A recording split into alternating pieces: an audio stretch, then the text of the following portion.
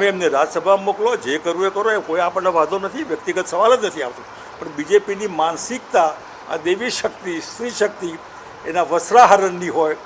દ્રૌપદીના વસ્ત્રાહરણનો દાખલો ભગવાન કૃષ્ણ પહોંચી ગયા હતા, એ ક્યાં કોઈ પણ ઠેકાણે આ કૃષ્ણ અવતારો બધાએ પેદા થઈને બેન દીકરીઓનું જે વસ્ત્રાહરણ થઈ રહ્યું છે, દરેક કોઈ પણ સમાજના હોય એના માટે આ પૂરક વસ્ત્રો પૂરા પાડનાર લોકો બેઠા જ છે.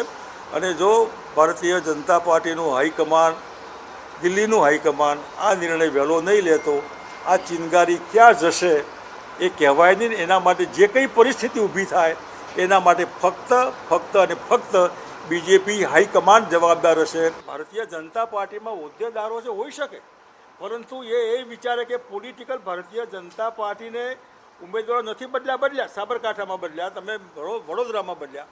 એ બેન જે સાચું બોલી એને કાઢી મૂકી, જે બેન સાચું બોલી પાર્ટીના હિતમાં એને કાઢી મૂકી.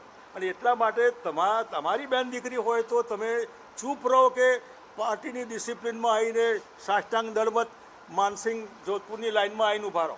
નક્કી એમને કરવા, માનસિંહ થવો થાવ, નો પ્રોબ્લેમ.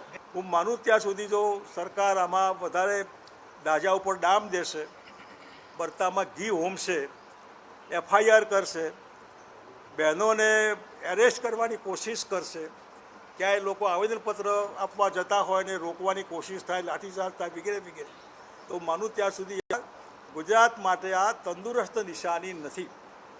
માટે સમજદાર દેશની બહુ મોટી પાર્ટી, દુનિયાની મોટી પાર્ટી, ગુજરાતમાં 25 વર્ષથી વધારે શાસન છે એમનું, અને એ રીતે જો એમની આ દાદાગીરી, લુખી દાદાગીરીમાં પરિવર્તિત થવાની હોય તો ચૂપ રહેવાય નહીં. પણ એના બદલે જે રજવાડાઓએ કીધું કે એની બેન બેટીઓ સુધી જ્યારે વાત જાય ત્યારે ભારતીય જનતા પાર્ટી ક્યાં પોતાનો કલ્ચર આવું છે માનીને ટેકન ફોર ગ્રાન્ટેડ ચાલે.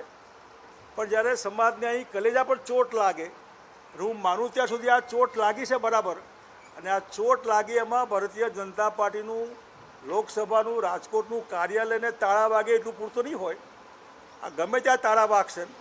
એટલા માટે સમજીને એમને જે પાર્ટીએ ઉમેદવારી નક્કી કરી હોય એ પાર્ટી જ ઉમેદવારમાં આઘું પાછું કરે.